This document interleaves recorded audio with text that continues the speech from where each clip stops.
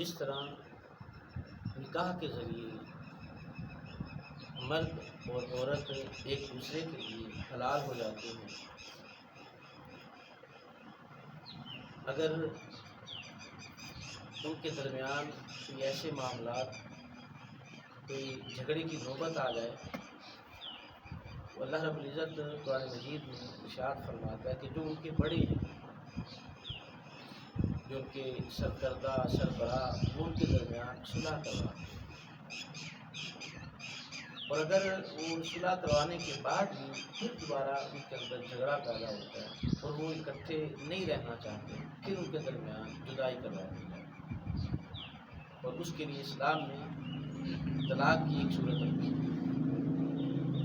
طلاق اگرچہ حلال ہے، لیکن آقا صلی اللہ علیہ وسلم نے ارشاد فرمایا کہ اللہ کے نزدیک حلال کاموں میں سے جو سب سے زیادہ ناپسندیدہ ہے وہ طلاق ہے، اس لیے کہ طلاق میں دو خاندانوں کے درمیان جدائی ہے، وہ صرف دو میاں بیوی کے درمیان نہیں ہوتی، بلکہ جو پہلے قریبی رشتہ دار ہوتے ہیں، طلاق کی وجہ سے وہ قریبی، اب ان میں دوریاں پیدا ہو جاتی ہیں، نفرتیں پیدا ہو جاتی ہیں، اور جب کوئی بندہ اپنی بیوی کو طلاق دیتا ہے، حضور صلی اللہ علیہ وسلم نے فرمایا کہ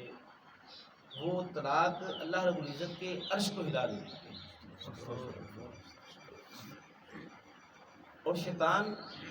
روزانہ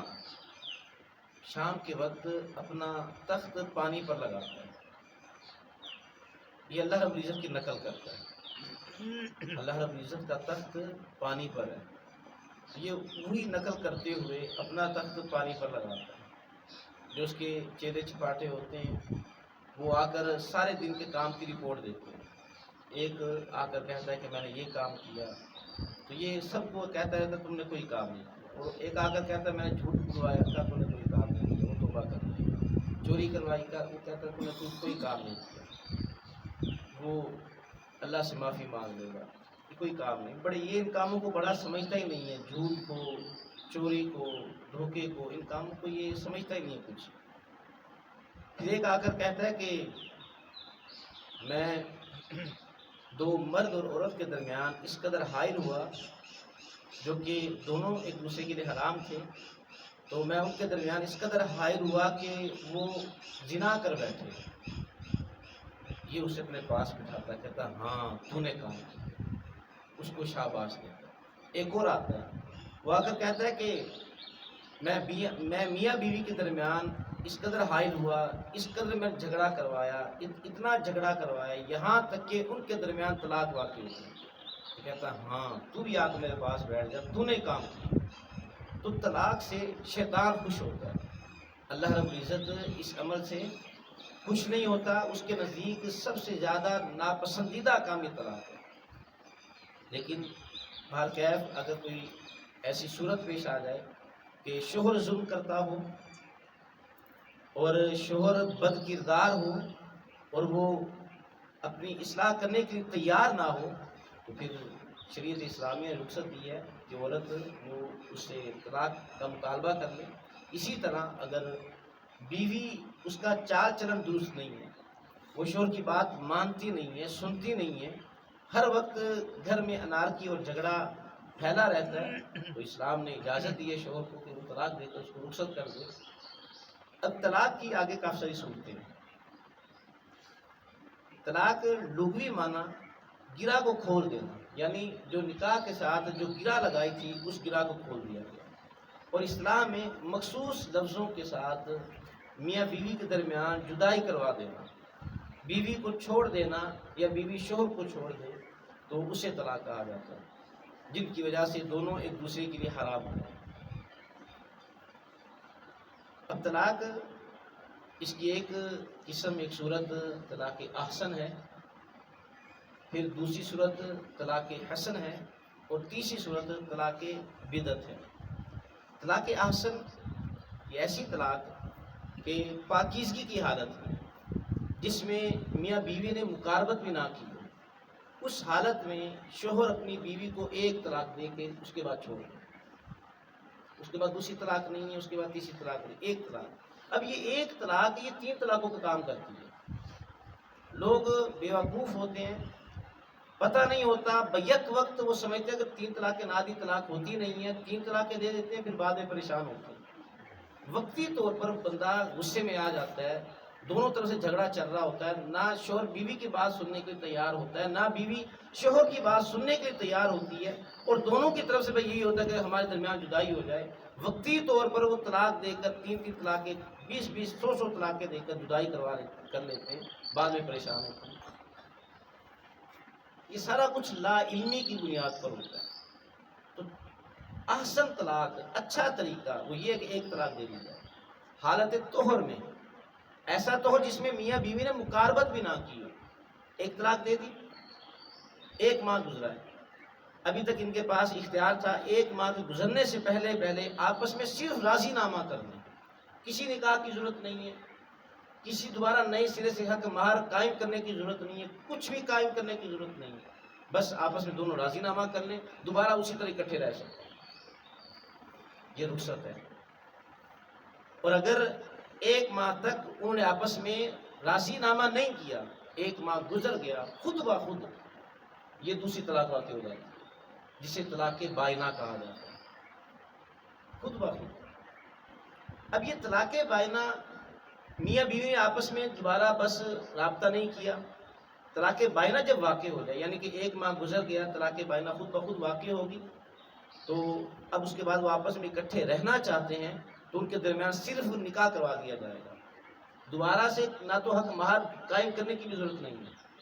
صرف نکاح کروا دیا جائے گا، دوبارہ ایک دوسرے کے لیے حلال۔ اور اگر انہوں نے 1 ماہ کے بعد بھی وہ آپس میں نکاح نہیں کیا، 1 سال گزر گیا، 2 سال گزر گئے، 3 سال، 5 سال، 10 سال، 20 سال، اور عورت نے آگے نکاح نہیں کیا تھا، اب یہ دوبارہ ان کو خیال آیا کہ بھئی ہم جو ایسے جدا ہیں، ہم دوبارہ اکٹھے ہو جائیں، تو اس وقت بھی صرف نکاح کی ضرورت ہوگی، یہ ہے ایک طلاق کا۔ اب اس میں عورت کو بھی آزادی ہو جاتی ہے، جیسے دوسرا مہینہ آیا خود بخود طلاق بائن ہو گئی، اب وہ عورت عدت گزارے، اور 3 ماہ عدت گزارنے کے بعد اس عورت کو یہ رخصت ہوتی ہے، اجازت ہوتی ہے، وہ آگے کہیں اپنا نکاح کر سکتی ہے، اور اگر اس نے نکاح نہ کیا ہو، دوبارہ اپنے پہلے شوہر کے پاس ہی اسی کے ساتھ رہنا چاہتی ہو، صرف نکاح کے 2 بول پڑے جائیں گے۔ اس لیے اول تو یہ لفظ زبان پر لانا ہی نہیں چاہیے، اور اگر لے بھی آئے ہیں، کوئی جھگڑا ایسا ہو گیا، جذبات میں آ گئے، غصے میں آ کر، تو صرف 1 طلاق دے بس۔ اور اگر کسی آدمی نے بیک وقت 1 نہیں 2 طلاقیں دے دی، ایک ہی وقت 2 طلاقیں دے دی، تو اب بھی طلاق بائنہ ہے، طلاق بائنہ ہے، اور ابھی بھی صرف نکاح کی ضرورت ہوگی، خواہ مہینہ گزرا یا نہیں گزرا، 1 طلاق دی، ساتھ اسے دوسری طلاق دے دی، تو اب وہ آپس میں نکاح کر کے دوبارہ اکٹھے رہ سکتے ہیں۔ لیکن اگر کوئی بندہ اکٹھی 3 طلاقیں دے، اکٹھی 3 طلاقیں، تو اب وہ ایک دوسرے کے لیے کلیاتاً حرام ہو جاتے ہیں، اب ان کے درمیان اسی طرح دوبارہ اکٹھا رہنے کا کوئی چارہ نہیں ہوتا، تاحال کہ عورت اپنی مرضی سے کسی دوسری جگہ پر نکاح کرے، اور خدا کا کرنا ایسا، حکمت ایسی کہ وہاں پر بھی اس شوہر کے ساتھ عورت کی نہ بن سکی، اور اپنی مرضی سے وہ شوہر نے طلاق دی، اور اب یہ دوبارہ پہلے شوہر کے لیے حلال ہے، حلال نکاح کے ذریعے۔ اب یہ پہلا شوہر دوبارہ جب ان کے درمیان نکاح ہوگا، تو اب یہ دوبارہ 3 طلاقوں کا مالک ہو جائے گا، کیونکہ اب یہ نئے سرے سے جس طرح نکاح ہوتا ہے، یہ وہ سلسلہ ہے۔ تو بہتر طریقہ احسن، جسے طلاق احسن کہا جاتا ہے، کہ 1 طلاق دینے کے بعد عورت کو آزاد کر دیا جائے، تاکہ اس میں گنجائش رہتی ہے 10 سال بعد، 20 سال بعد بھی اگر عورت نے آگے نکاح کہیں پر نہیں کیا، یہ دوبارہ اکٹھے رہنا چاہتے ہیں، محض نکاح کی ضرورت ہوگی۔ دوسرا طریقہ طلاق حسن ہے، وہ یہ کہ جس طرح طلاق احسن پاکیزگی کی حالت میں، اور ایسی پاکیزگی کہ اس میں میاں بیوی نے مقاربت نہیں کی اور اس نے طلاق دی ہے، اور اسی طرح 1 مہینہ گزرا، دوسرا مہینہ شروع ہو گیا، تو اس میں بھی شوہر نے دوبارہ ایک طلاق دے دی، 2 طلاقیں ہو گئی، اور پھر 1 مہینہ گزرا، تیسرے منتھ دوبارہ شوہر نے ایک طلاق دے دی، یہ طلاق حسن ہے۔ اب یہاں پر بھی 3 طلاقیں ہو گئی ہیں، تو لہٰذا اب یہاں پر بھی عورت اپنی مرضی سے آگے نکاح کرے، اور پھر وہاں سے کوئی ایسا معاملہ ہو اور وہاں سے بھی جدائی ہو جائے، تو اب یہ پہلے شوہر کے ساتھ نکاح کر سکتی ہے، اس کا نکاح کرنا حرام ہے۔ اور طلاق بدعت یہ ہے کہ بیک وقت اکٹھی 3 طلاقیں دے دی جائیں، یہ طلاق بدعت ہے، اور اسے طلاق مغلظہ کہا جاتا ہے کہ بس اب گنجائش نہیں۔ ایک طلاق دی تو طلاق رجعی یعنی رجوع کا حق ہے، دوسری طلاق دی طلاق بائنہ ہو گئی، نہ بھی دی 1 مہینہ گزرا خود بخود طلاق بائنہ ہو گئی۔ اور اگر کسی آدمی نے 3 طلاقیں دے دی ہیں تو اب یہ طلاق مغلظہ ہو گئی، اب یہ ایک دوسرے کے لیے حلال نہیں، کوئی گنجائش نہیں ہے۔ یہ طلاق کے حوالے سے اب یہ کہ بعض طبقوں کے نزدیک بیک وقت 3 طلاقیں دے دی جائیں، وہ ایک ہی طلاق شمار کرتے ہیں۔ ایک آدمی پہلے 3 بار کہے طلاق دی، وہ ایک شمار ہوئی، پھر دوبارہ 3 بار کہے وہ دوسری بار شمار ہوگی، پھر دوبارہ 3 بار کہے یہ 4 بار شمار ہوگی، ایک طبقے کے نزدیک۔ اور ہمارے ہاں اکثر جب کوئی گھروں میں ایسا مسئلہ پیش آ جائے تو وہ پھر ہمارے پاس نہیں آتے، انہیں پتہ ہے انہوں نے فتویٰ دینا ہی نہیں، انہوں نے کہا بھائی حرام ہے ایک دوسرے کے لیے، وہ پھر اس طبقے کے پاس جاتے ہیں، وہاں سے جا کر فتویٰ لے کر آتے ہیں۔ اچھا وہ فتویٰ کیوں دیتے ہیں؟ اس لیے کہ رسول اللہ صلی اللہ علیہ وسلم کے زمانہ میں 3 طلاقوں کو ایک طلاق سمجھا جاتا تھا، وہ اس وجہ سے فتویٰ دیتے ہیں۔ حضرت ابوبکر صدیق کے زمانے میں بھی یہی معمول رہا۔ جیسے جیسے زمانے نبوی سے دور ہوتے گئے، اختلافات بڑھتے گئے، جھگڑے بڑھتے گئے، وہ تقوی کا وہ معیار نہ رہا۔ یعنی بعد کے جو لوگ ہیں، جس طرح اب ہم بعد کے زمانے کے لوگ ہیں، حضرت عمر رضی اللہ تعالیٰ عنہ کا زمانہ آیا، 3 سال تک یہی حکم جاری رہا جو زمانے نبوی صلی اللہ علیہ وسلم میں تھا۔ لیکن آپ نے دیکھا کہ اس طرح لوگ عورتوں کو پریشان کرتے ہیں جس طرح زمانے جاہلیت میں ہوتا تھا۔ اب زمانہ جاہلیت میں یہ ہوتا تھا کہ ایک آدمی، کیونکہ وہاں پر بھی نکاح کا یہی طریقہ تھا جو آج طریقہ ہے، بس فرق صرف یہ ہے کہ وہ اپنے بزرگوں کی بڑائی بیان کرتے تھے، حضور صلی اللہ علیہ وسلم نے اس چیز کو منع کر کے روک کر کہا کہ تم اللہ کی بڑائی بیان کرو۔ قوم کا ایسے مجمع ہوتا تھا، بس یہ بتانا مقصود ہوتا تھا کہ بھئی یہ دونوں میاں بیوی ایک دوسرے کے حلال ہیں، تاکہ جب اکٹھے جا رہے ہوں کوئی پر تان نہ کرے، لوگوں کو پتہ چل جائے۔ نکاح مطلب کہ اعلان ہو جائے، بس یہ دونوں میاں بیوی، یہ نکاح ہوتا ہے، اس کا کوئی خاص پروسیجر نہیں ہے۔ تو دور جاہلیت میں یہی طریقہ کہا تھا، اور طلاق کا بھی یہی سسٹم ہوتا۔ اب کیا آدمی کرتا، اپنی بیوی کو طلاق دیتا، اور جیسے ہی وہ عدت پوری ہوتی، 1 مہینہ پورا ہوتا، اسے دوبارہ رجوع کر لیتا، اور عورت درمیان میں لٹکی رہتی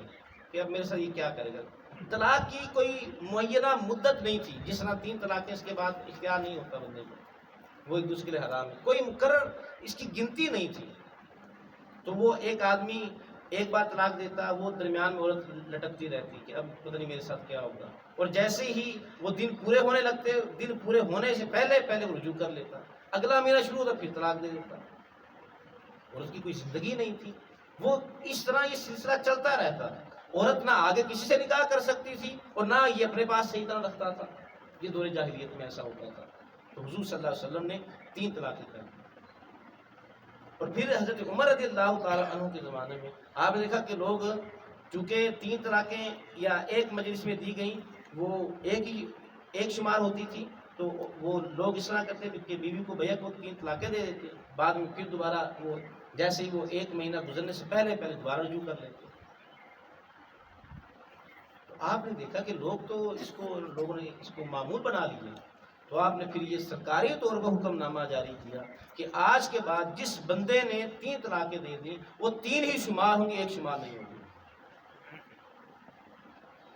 تو کیا حضرت عمر رضی اللہ تعالیٰ عنہ کا قول وہ دلیل بن سکتا ہے؟ آقا صلی اللہ علیہ وسلم نے فرمایا کہ علیکم بسنتی و سنتی صحابہ، کہ تم پر میری سنت پر عمل کرنا اور میرے صحابہ کی سنت پر عمل کرنا لازم ہے۔ کتنی ایسی سنتیں جو دین کا حصہ ہیں جو کہ صحابہ کی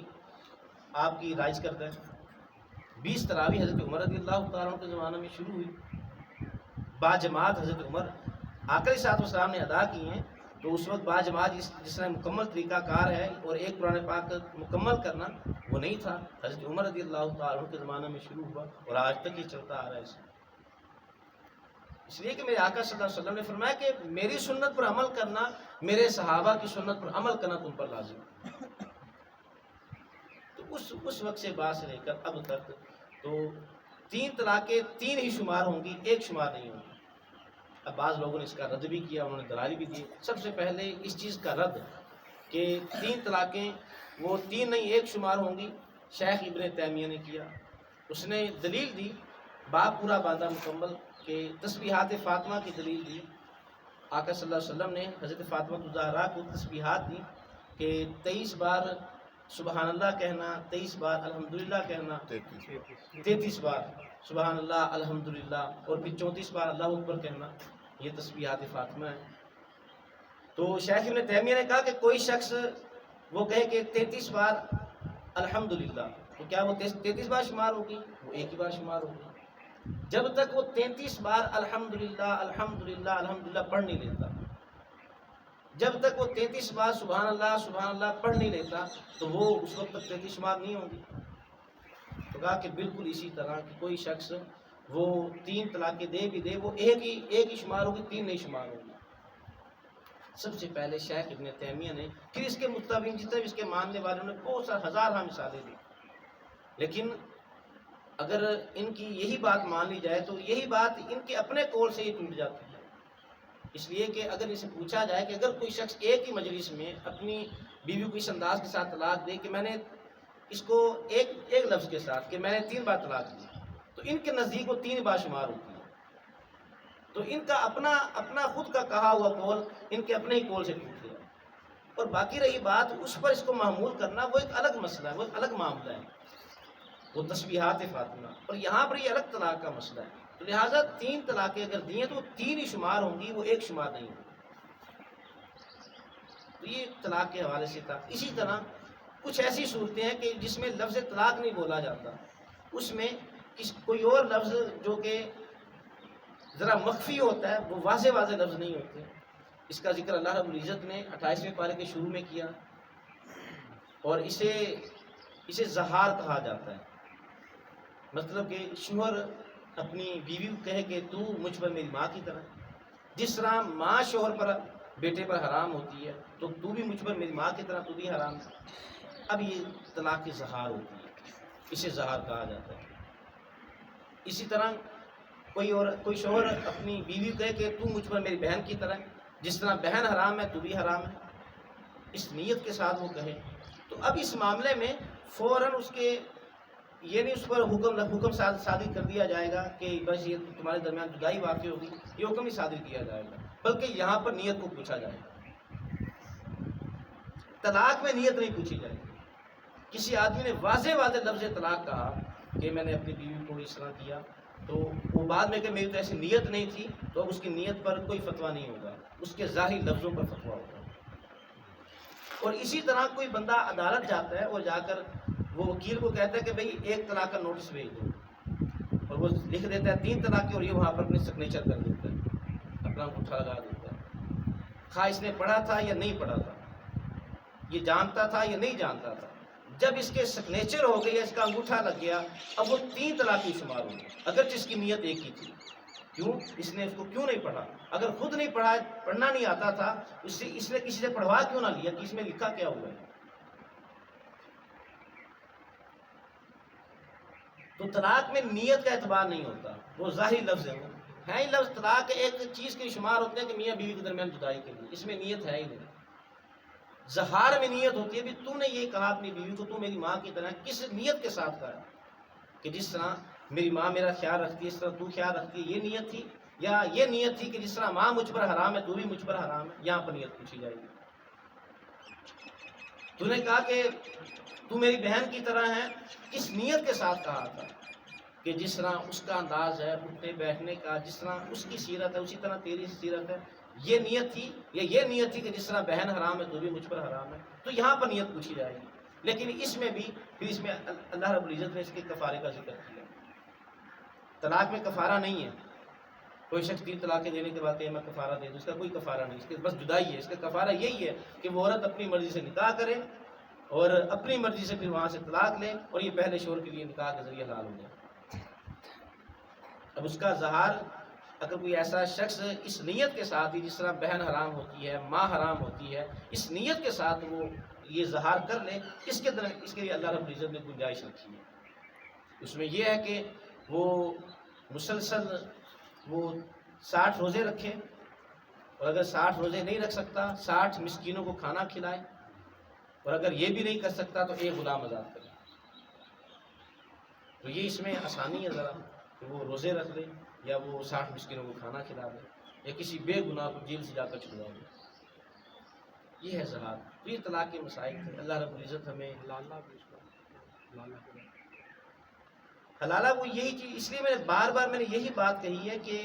عورت اپنی مرضی سے آگے نکاح کرے اور اپنی مرضی سے پھر وہاں سے طلاق واقع ہو جائے،